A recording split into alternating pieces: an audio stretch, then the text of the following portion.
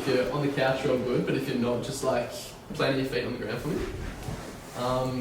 And just closing down your eyes.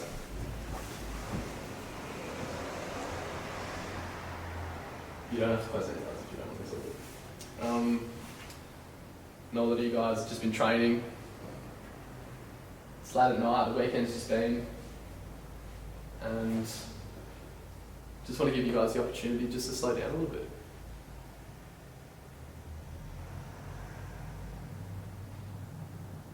Just letting go of the days you guys have had or the workouts you've just had. Just letting go of anything that happened on the weekend.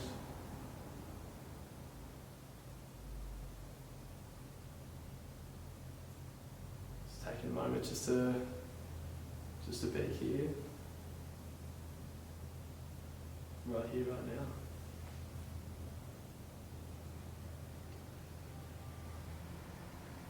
And just before we get started as well, we'd also just like to take a moment to acknowledge the traditional custodians of this land. I'm from all the way down the peninsula, and so it's actually a bit of a hike to get up here, but it's always a treat because it's really beautiful, man. The land's up here, right in the hills, the ranges, and just really want to pay my respects to the Llewellyn and the Wurundjeri people of the Kulin Nation. Just take a moment to pay my respects to the elders, past, present and emerging. And also just to all you here tonight as well. Your cultural backgrounds, your lineages, and the stories that they hold as well. And just a lot of the things that we're going to be kind of like speaking about tonight have been done on this land for generations. So just to finish off, I'll just get everyone to take a deep breath in through the nose for 4 seconds. 3, 2, 1. In through the nose. 3, 2, 1. And just out through the mouth for 8, 7, 6, 5, 4, 3, 2, 1. Take a moment to land in space, and then you guys can open your eyes and come back to the room whenever you're ready.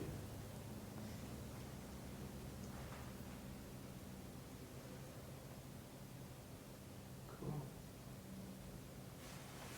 Just curious, did anyone find that strange? It's okay if you did. No. Cool. I'd love to hear from maybe 1 or 2 people and just how they feel now compared to how they felt downstairs, playing that game. Relax. Feel zoned out. Yeah. That's okay too. I was locked in down there. That's okay too. Not locked enough. Sick.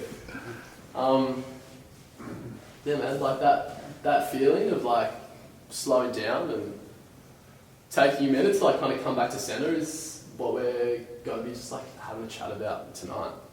I don't want to come here and just kind of give you guys a presentation, just stand in front of you guys and talk for an hour. So I want this to be as interactive as possible, and just if you guys have any questions throughout, just feel free to just ask. There's only 11 of us here, so I don't want this to be a big presentation sort of thing. Also, just clearing as well, there's no one to press the button on the TV, so I'm just going to be walking back and forth as well, so it's all good. Yeah, man. First of all, my name's Kyle, and Ben and Sean got me to come out here and just have a bit of a chat to you guys about meditation and breathwork practices, and something that I use in my everyday life, and it really helps me, especially playing sport, and I guess more specifically just when I'm going through a shit time. And so just wanted to come out here and talk a little bit about the science behind like meditation and breath work. Hopefully give you guys like some tools and techniques to use as well, and to, you know, if you ever in a situation where you feel like you need to like, you know, regulate and like come back to center, you'll have some tools to be able to do that. And then, yeah, also just like have a bit of like, I guess like a group practice on like what that could feel like as well. Similar to what we did just then, but just like I guess more just a little bit more extended. But before I kind of get into like that stuff, I guess I just wanted to like share a little bit about like me and like why I'm here, I guess, and why like I actually care about this stuff. So yeah, I am a basketballer, like a lot of you guys, and played a lot of my juniors like in the southeast. Like I played most of my juniors at Frankston, and then played 16s and 18s at Dandenong. And yeah, the photo to the right of that is me with Andy Lee. Shout out Andy Lee for those who know who he is. But as you can see, I look pretty different to the right than I did to the left. And the reason that is because the photo to the right, I am maybe at my second or third round of chemotherapy. And so maybe about like a year before that photo on the left was taken, like a lot of you guys, like obsessed with playing sport. Like was that kid like on my basketball with me, year 7s and year 8s, and I'm like, you know, playing before school, taking on the bus, like playing at recess and lunchtime. I got a younger brother, so like we'd go home after school, and like me and my younger brother would be like balling out after school. Anyway, like obviously playing juniors, like training 4 or 5 times a week. Yeah, man, just like started to develop like all these like injuries, I guess. Like started to get like a super tight like lower back. And I thought it was like I like jumped up and grabbed a rebound and maybe like landed funny, or, you know, took a charge and hit the deck pretty hard. I'm going to see the physio, trying to get it all sorted out, but like nothing's working. And like, a couple of weeks go past, back still like pretty crook, and then just like start to develop like some like pretty hectic like chest pain as well.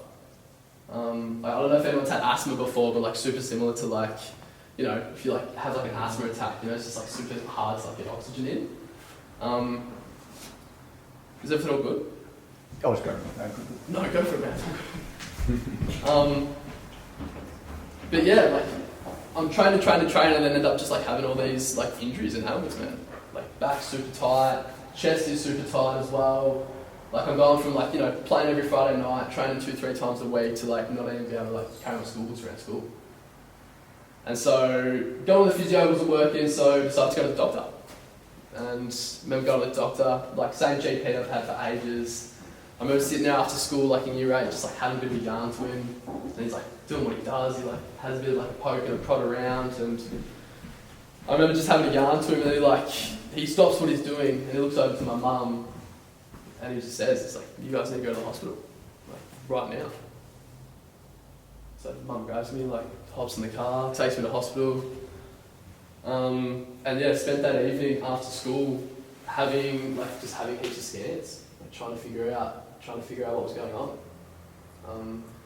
And at the end of that night, as I was kind of alluding to, I was diagnosed with cancer.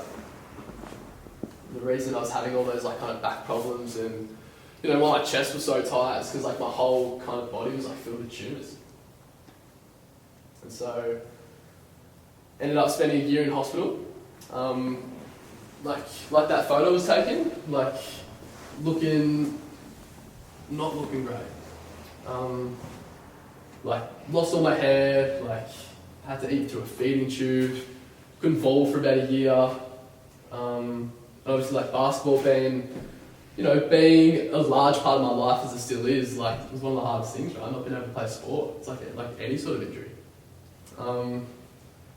But also throughout that time was like, some of like the darkest days I've ever had. Like during the day was cool because like mum and dad and like my little brother could come see me, but come night time, like just have memories of just like sitting in the hospital and just crying, like not really knowing what to do.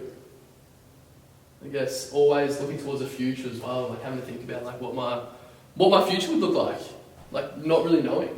At the time I was diagnosed of stage 4, and so was really serious.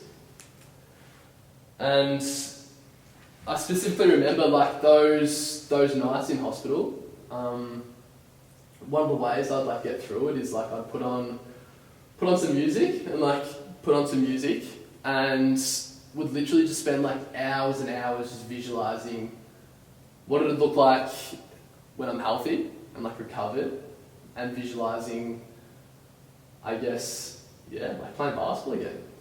Visualizing like what it looked like to, shoot a jump shot again, what it looked like to, do certain moves, like having music in, just like visualizing for hours and hours. And that was one of the ways that I guess I kind of like got through that really tough time. And didn't realise it at the time, but I guess upon reflection, that was like maybe my first little taste of like meditation. And, I guess tapping into like the power of just like being in the present moment.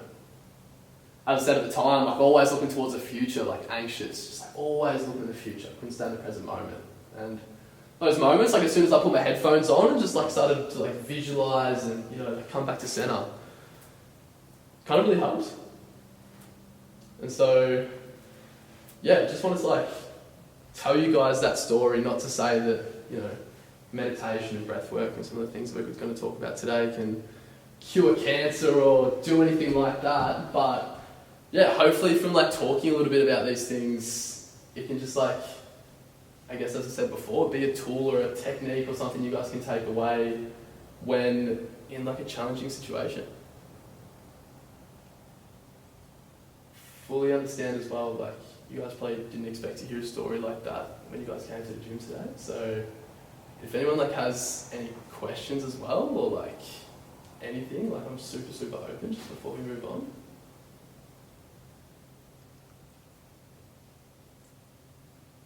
Or if not, cool.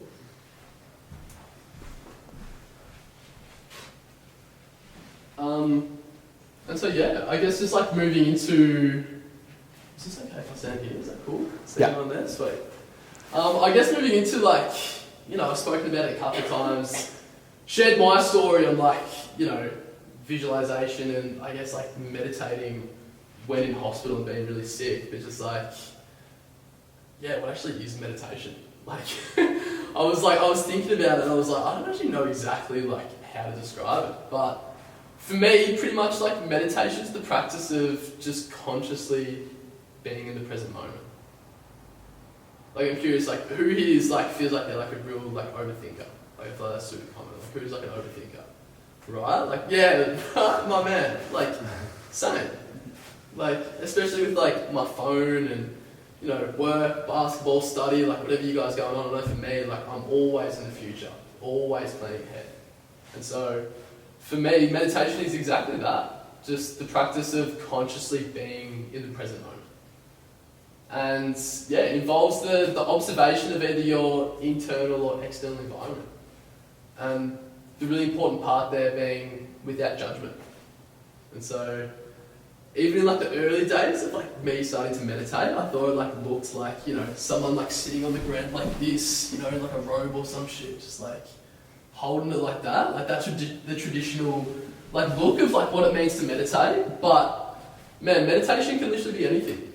Like for me, going down to the court by myself and putting music on is meditation. Like going for a walk is a meditation. Or maybe sometimes for me it does look like sitting on the ground and closing my eyes and putting on some music and meditating that way. But the important thing with like however, I guess it is like whatever way you meditate is just like, consciously being in the present moment.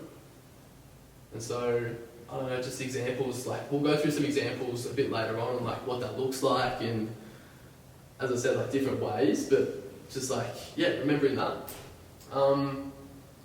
And yeah, the reason I put like without judgment there is I feel like so often, and I'll speak for myself, when I'm just like, if I am trying to meditate and I'm sitting and just like, observing the world around me, listening for sounds, or if I'm doing like a closed eyes meditation, I'm just like kind of sitting there with my thoughts, I'll often label like the things around me as like good or bad.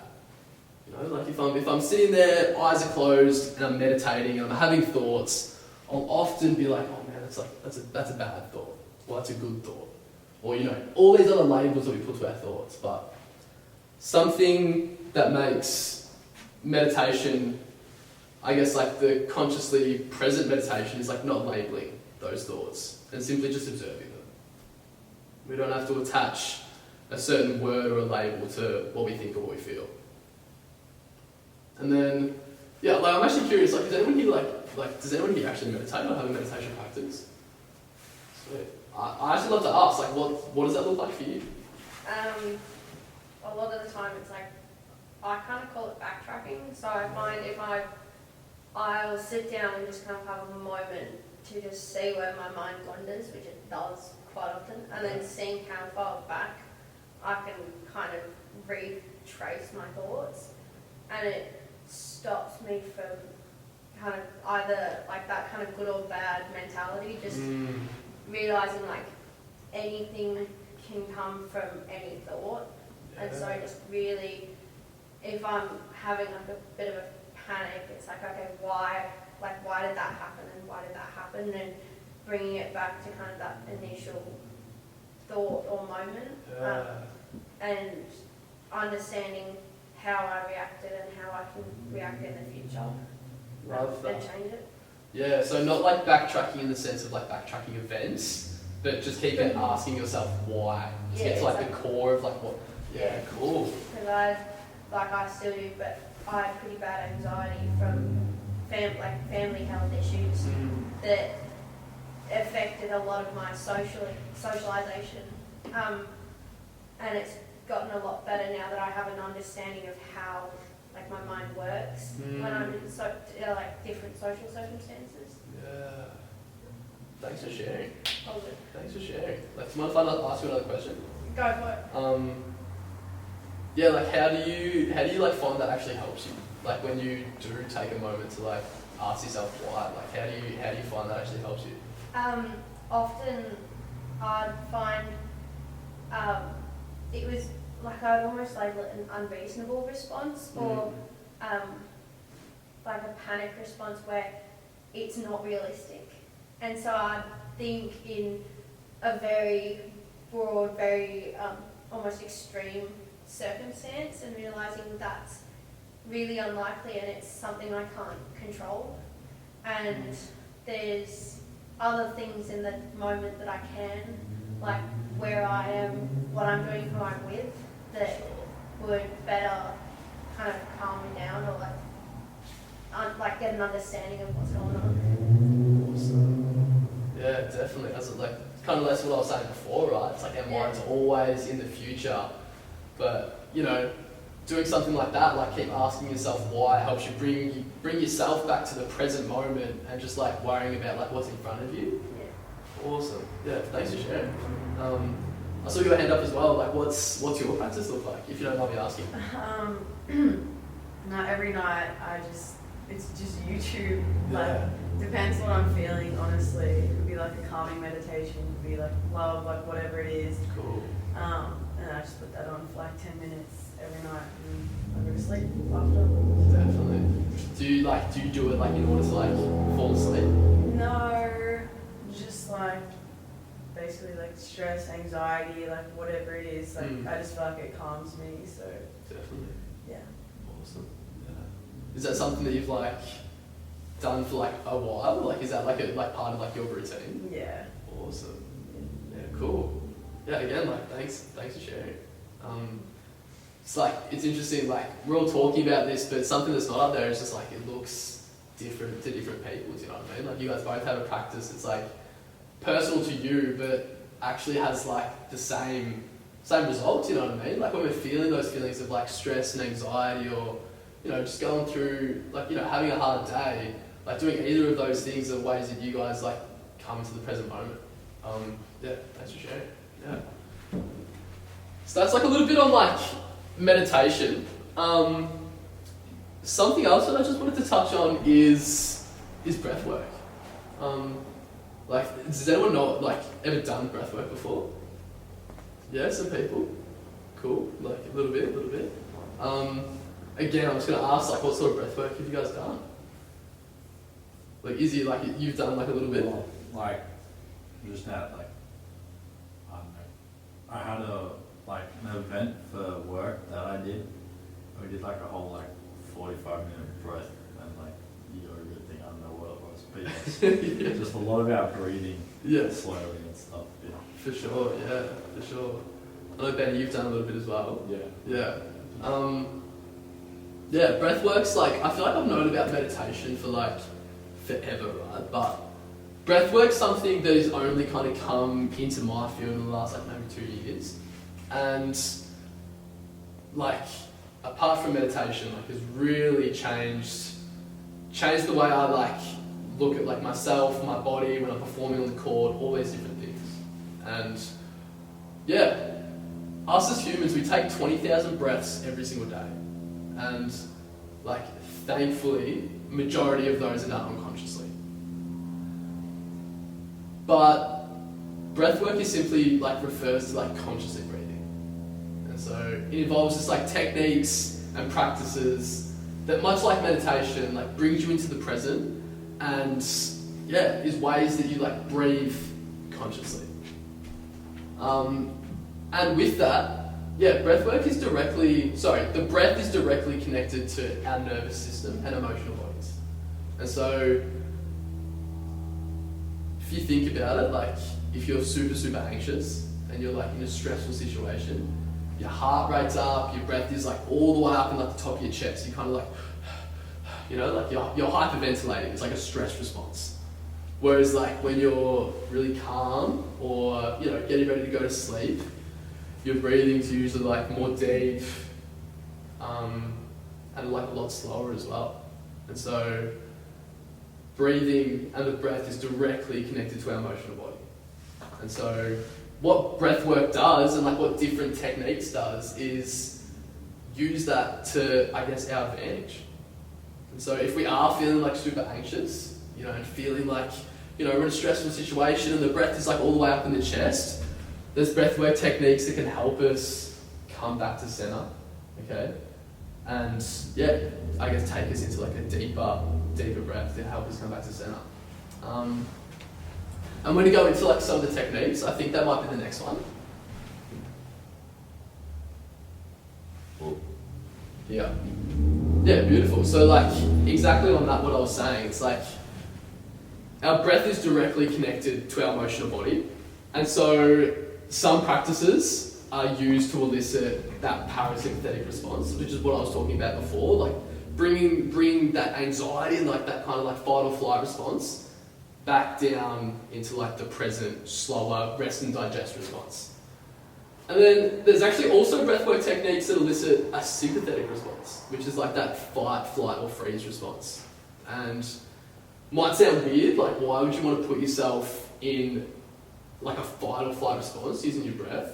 But the way I want you guys to think about it is like the exact like same thing that you do with training. And so when you're at the gym, what you're trying to do is like, you know, if you're trying to like build hypertrophy, you know, you're trying to like tear the muscle fibers so they can rebuild. You're trying to like damage the system so you can like pull muscle on. Same thing if you're hopping in the sauna. You're hopping in the sauna to put yourself in a situation that's like, you know, uncomfortable and hot, but you do it so your body can adapt and recover. And so the exact same thing is for breathwork techniques that bring you into that fight or flight response. You're putting yourself into that fight or flight response, and then you're like using that to, I guess, when a stressful situation does come up and you feel those feelings, your body knows how to deal with them. Does that kind of make sense? Like what I'm talking about? It's going to get some like nods, just like, okay, cool, sweet.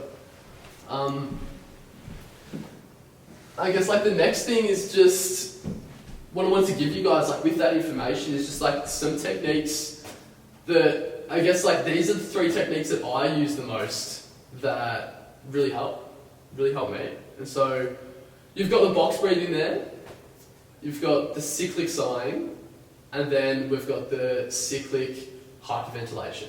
And they're like super like, pretty like nerdy, like, especially like the last two are like pretty nerdy ways to say them, but yeah, I'll kind of go through them.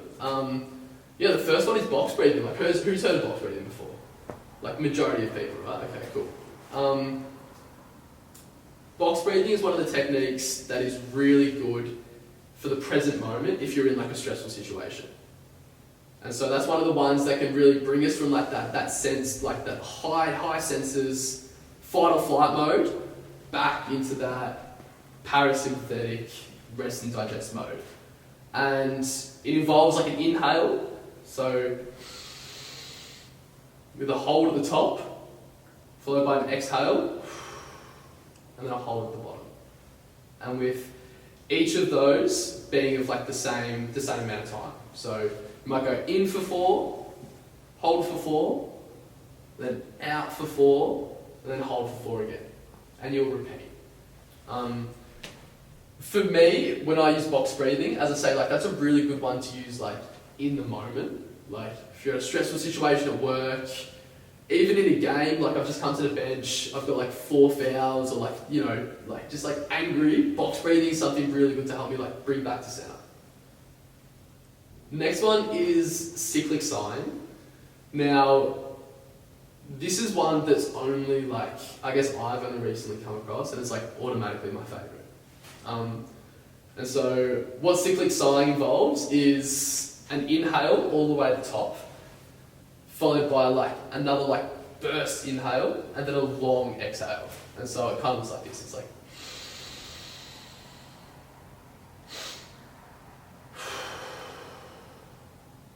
that's what it kind of looks like.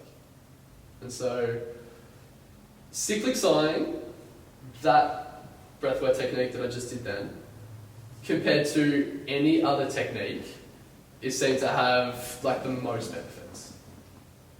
They've done like multiple studies, cross-analysis of all breathwork techniques, and for some reason, cyclic sighing results in the greatest reduction in anxiety symptoms, depression symptoms, that stress response that we were talking about before, as well as what they call positive effect, which is, positive effect refers to, I guess, like a list of words, and each word is either like positive or negative, okay?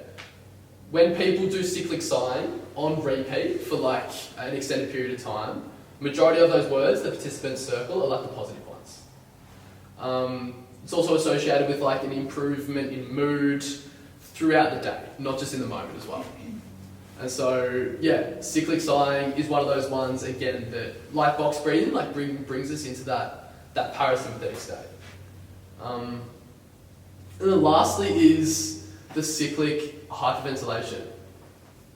And like, as the last word kind of says, like, it means like you're hyperventilating, basically. And so it's like a controlled hyperventilation type of breath work. And so that one is done through the mouth only, so you're you're inhaling and exhaling through the mouth both times. And I guess that one's, it kind of looks like this. It's like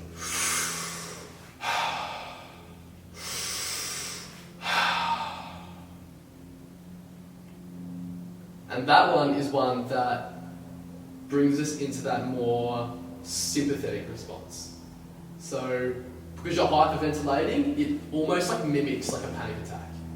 And so if anyone like has ever experienced like anxiety that's like quite severe, like had a panic attack, and you get that breathing sensation that like, you know, you're freaking out, that's what that actually mimics. And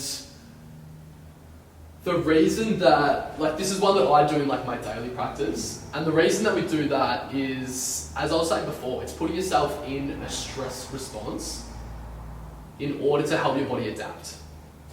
So doing a practice that has, you know, that sort of breath work in it daily means that when you start to feel those symptoms, or you feel that response come on in real time, like you get that fight or flight response, like due to like a challenge or a situation, it means that your body has actually experienced that before and knows how to regulate itself. With that particular breathwork practice as well, I won't go into too much detail on this bit, but, and this might be like a bit like woo-woo-y and a bit like spiritual, but that sort of breathwork practice can also be used to release stored emotions in the body.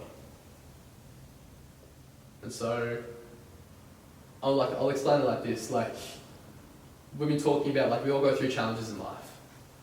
Like, shit just happens. And when we feel those emotions as a result of, like, those situations, whether it be anger, like fear, sadness, even if it's like the good emotions, if something really good happens and you like want to laugh but don't laugh, or something really good happens but you don't like really like feel into it, those emotions, that energy gets stored in the body, in the fascia, in the muscles. And so, referring back to like what I was saying with the breath, like being real, like closely connected to our emotional body, doing cyclic hyperventilation over an extended period of time. Like I've done breathwork sessions where I've done that sort of breathwork for an hour and a half, is used to release those emotions from the body. But I guess like that's not something that you do in like a daily practice, or it's not really something you can do like in the moment when a stressful thing happens. But yeah, like if anyone has any questions on that one specifically, like I'm happy to ask. I'm happy to answer, sorry. Does anyone have any questions on any of those at all? How do you use the sighing technique? So the sighing technique, use it exactly the same as this one here. No, how recent has that become a thing? How recent? Yeah. Well, there's actually a lot of science behind like sighing, and I guess I'll relate it this way. Like, does anyone have a dog here? Like, just put your hands up if you have a dog. Like, do you guys ever see like when your dog like goes to sleep and it like kind of like does like the circle thing on the bed, and it'll go. Like your dog will sigh. Like, does anyone see that? Anyone see that? Right. Like, sighing is a physiological thing that happens unconsciously for all animals, and we're the same. Do you know what I mean? Like, you know, people will say like there's a reaction with humans. If you see someone sigh, it means it's like a bad thing. But animals, just like dogs, they sigh as a way to like regulate themselves. A sigh is an extended exhale, and what an extended exhale does is it actually, like, it reduces your heart rate. Due to, like, for the sports science people, like, due to the difference in stroke volume compared to, like, when you're inhaling. Do you know what I mean? So the exhale actually decreases your heart rate. And so, to answer your question, I guess, like, I've only come across this recently, but the science behind sighing in order to, like, you know, for animals, and especially humans, to regulate has been around for ages. And so, does anyone know like Andrew Huberman? Has anyone heard of Andrew Huberman? No? He's like a really big scientist that's like, you know, kind of like popping off on social media at the moment. Like he's been on Joe Rogan, I guess, all the other podcasts as well. And his lab is the one that did a study on cyclic sighing. And yeah, compared that to the other breathwork techniques. So I'm pretty sure the study that was used was only done last year, in 2022. Because that's something a lot of fighters are using before they go into fights, isn't it? They use a lot of sighing. Definitely, yeah. Again, as a way to just like, kind of like bring on that parasympathetic response, you know, before heading into the ring.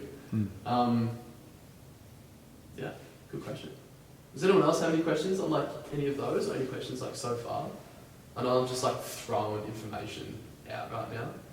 I've seen that double inhale is like a natural thing, and people are trying to obviously use it as a technique, but because that's how your body reacts, obviously when you're in that state, naturally you double breathing. Definitely, yeah. So that's why they're trying to go into it. Yeah, and like, I guess, like a lot of these things, like using like the, I guess like the physiology that we already have, and like using that like consciously and like, presently. Thank you. So would you say timing, are you going to go through timing, or would Would you say Timing. 4 seconds on each, or what's?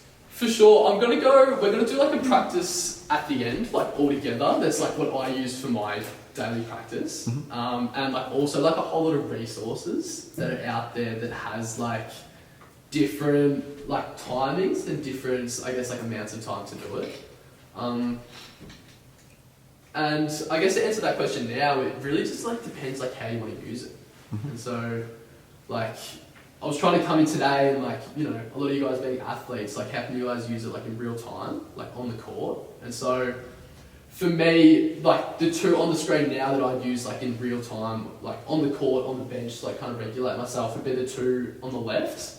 Probably specifically that one, which is just like, you know, the inhale followed by like a long exhale. And if I was like on the court or like coming to the bench after a game, probably anywhere between 5 to 10, I guess, like rounds would be enough to like really slow down. But if you're on the court, even just like 1 or 2, just like a split second at a free throw, at a timeout, to like actually like help regulate yourself instead of like grabbing water, like you're over and just like panting. Like taking a second to just like do a round or 2 or 1 of those is actually going to make a big difference. You know, when the ball's going down the other end or when you come out of a timeout.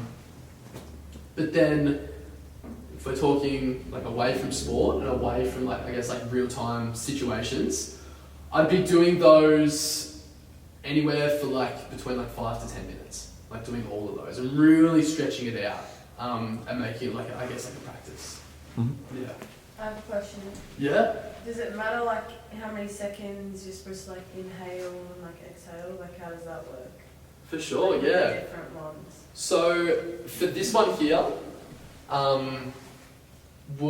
it doesn't really matter, but as long as like I guess all like the 4 parts are equal. So if you're gonna go inhale for 4 and hold for 4, then you'll exhale for 4, hold for 4 for that one. But the other 2 there, it doesn't matter how long your inhale or exhale is. The only cue would be to really like inhale into your belly. And like the practice at the end, I'll be able to like go through like the kind of practice there. But yeah, great question, thank you. And I guess, yeah, just like the last slide here is just like a couple of the, I guess like of the benefits of each. And as you say, like the meditation and the breath work, they both have super similar benefits. And if anyone's curious about like the studies of like where to find this information or any videos, like feel free to reach out. Like, I've got them all. If anyone's like super sciencey wants to like have a read through. But yeah, something that I did want to throw in there as well is that in that study that I was talking about by that scientist Andrew Huberman, he actually, like, the results actually showed that breath work compared to meditation had a greater effect, especially on, I guess, like your heart rate and your respiratory rate, but also like that positive effect, which is related to like your mood. And so, yeah, a lot of people like have meditation practices and have heard of meditation, but yeah, breath work, you know, comparatively actually has a greater effect on a lot of those things. Which I only found out recently, and I think it's just like a super, yeah, it's like a really interesting thing as well. And so, that was like the video that I was talking about, and like the scientist, like he's phenomenal. He's a neuroscientist at the University of Stanford, and is like absolute beast. Has heaps of awesome videos, so if you guys want to like, I don't know, if you're interested, have a look at that one. And then, I guess related to what you guys shared before about like meditation practices, I just like put a whole lot of resources up there. Like the Calm app and the Smiling Minds app, which are 2, I guess, apps that I used when I was younger for just like a guided meditation.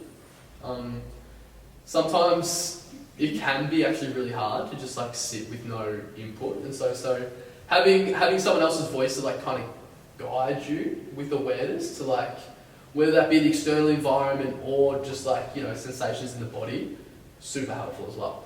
And then the Open app down the bottom is what I would recommend.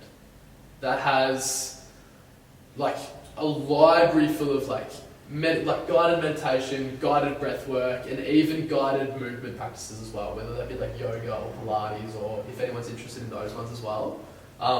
That open meditation app would be the one that I'd kind of like recommend the most. And then I also put in some just Instagram, like some people on Instagram that are like super amazing. The Breath Society are an organisation, I'm pretty sure they're from Perth, and they just provide heaps of awesome content on like all things breath work, go into more depth on like the science of the breath. Emma Murray, has anyone ever heard of Emma Murray before? No? So Emma Murray is the mindfulness coach that Richmond used that helped them win the 2017 premiership. Yeah, and so she's the one that went in and kind of in the off season with the playing group, really ran a plethora of activities to make them more connected, but also gave them a whole lot of tools to regulate on field. A lot of the stuff we've kind of spoken into a little bit tonight. The last one's performance through health. Again, is just pretty much a nerd that loves the science behind breathwork and meditation, and has workshops and videos as well that are super helpful as well. So yeah, if you guys are interested in any of those and just want to know more on this stuff, super good resources there. Does anyone have any questions on those ones at all? No? Awesome. Sweet, that's pretty much it. I don't think we'll have time to run through a breathwork practice. Unless you guys are happy to stay and that's something that you guys kind of want to do. But totally up to you guys. I know it's late and it's cold as well. I mean, I'm happy. How long do you need? It'll be 5 minutes. Yeah, I think so. Cool, Yep. sweet, awesome, yeah, dope, cool. I'm just gonna, what should we do for this? Put you on the spot, mate. What was that? Put you on the spot. I spoke to one as well. He was like, fuck. Box ready.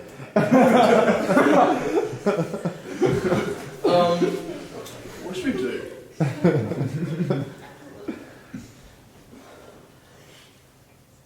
No, this is cool. So what we're going to do is we're going to do the cyclic hyperventilation breath work. And we're just going to do that for 22 breaths. And at the end of the 22, we're going to have a hold at the bottom. And so, yeah, the reason that we're going to do this one is as I said, it's putting us into that sympathetic response. It's kind of hyperventilating. So you might feel some lightheadedness. You might feel some tingling in the fingers.